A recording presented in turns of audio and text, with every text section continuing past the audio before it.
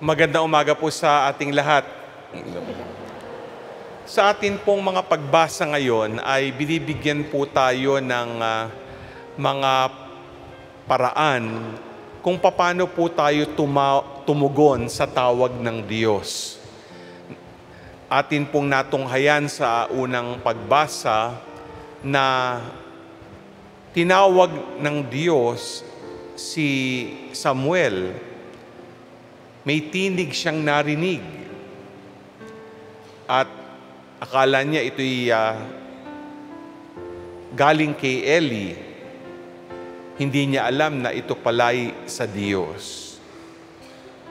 Nung bandang huli, naging maliwanag sa kanya na ang tumatawag ay ang Panginoon. Alam niyo, sa ating buhay, alam natin na ang tawag ng Panginoon ay nandyan palagi. Pwede nating tignan sa tawag ng Diyos sa ating bokasyon. Pwedeng bokasyon ng pagpapari, pagmamadri. Pwede ding bokasyon ng pananatiling single sa buhay. O kaya, yung karamihan, yung nag-aasawa, di ba? Nag-iisang dibdib.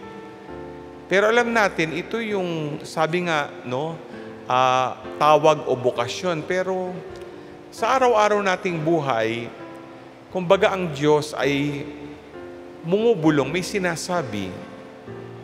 Tinatawag tayo para may gawin bilang mga lingkod niya. At siguro, pag titignan natin ang ating mga pagbasa ngayon,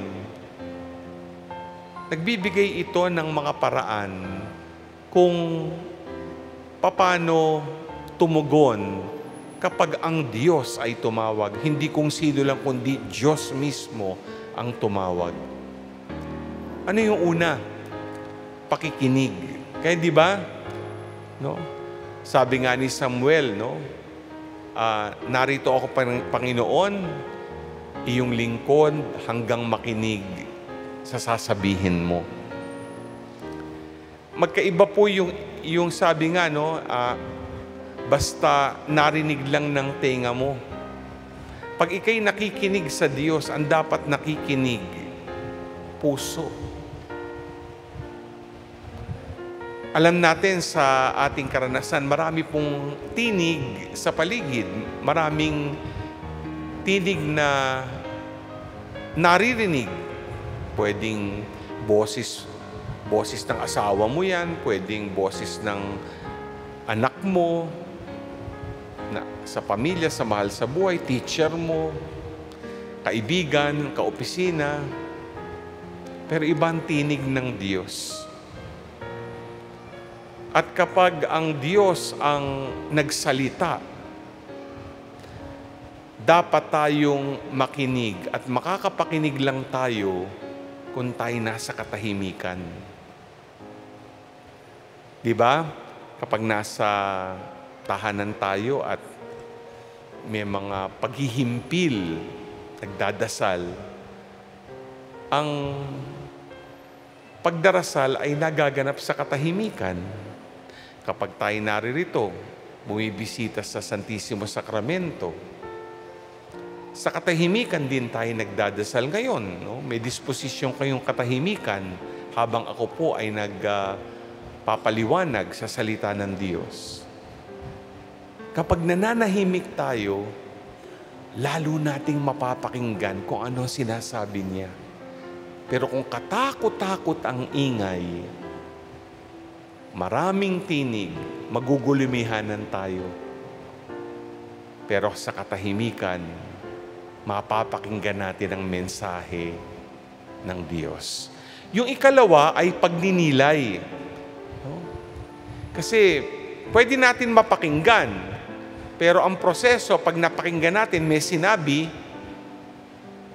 pagninilayan natin kung ano sinabi. Katulad ngayon, pinagninilayan natin ang salita ng Diyos. Sa ating ikalawang pagbasa, may sinabi si San Pablo sa mga taga-Korinto dahil sila'y namumuhay sa immoralidad. Sila ay para bagang sabi nga na nagkakasala, dala ng kalaswaan, kahalayan, nagagamit yung katawan sa mali. Pero ano ang pagninilay na hinatid ni San Pablo sa kanyang sulat? Tandaan ninyo, ang inyong katawan ay templo ng Espiritu Santo. Kapag nagnilay tayo, mamumulatan tayo. Oo nga, ano? At ito ang nagiging daan para sa ating pagsisisi kung tayo nagkasala at pagbabagong buhay. Kaya napakahalaga yung pagninilay. Yung ibang mga tao ayaw na magnilay kasi malalaman nila ang katotohanan na galing sa Diyos.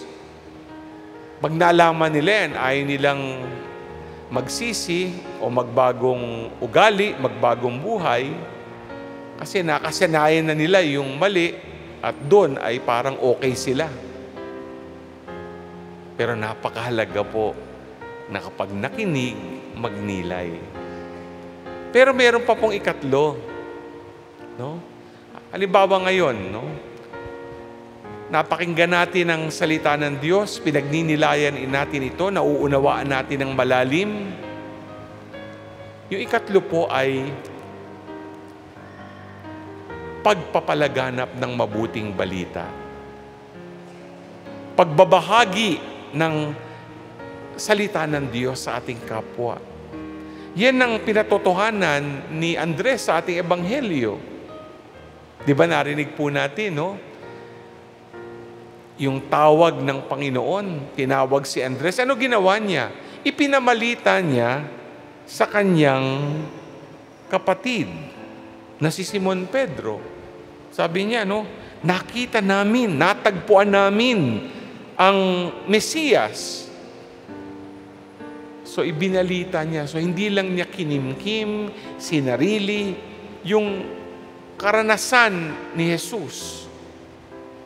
Dahil nakita niya, naranasan niya ang pag-ibig ng Diyos, naranasan niya ang Mesiyas, sabi niya, hindi pwedeng sa akin lang to, ibabahagi ko ito sa iba. At binahagi niya sa kanyang kapatid.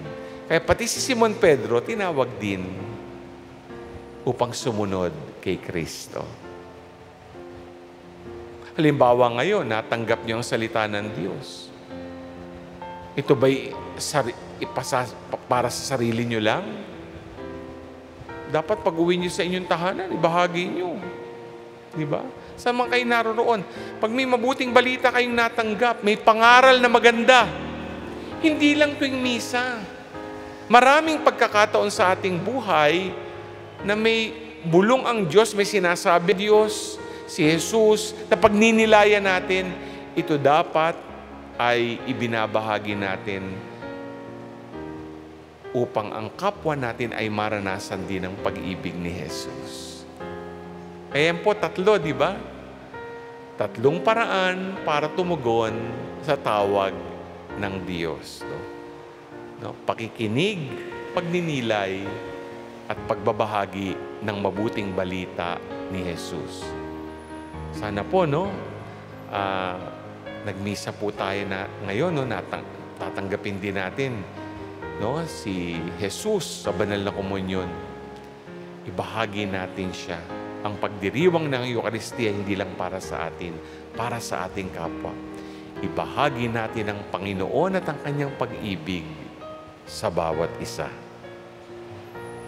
Amen.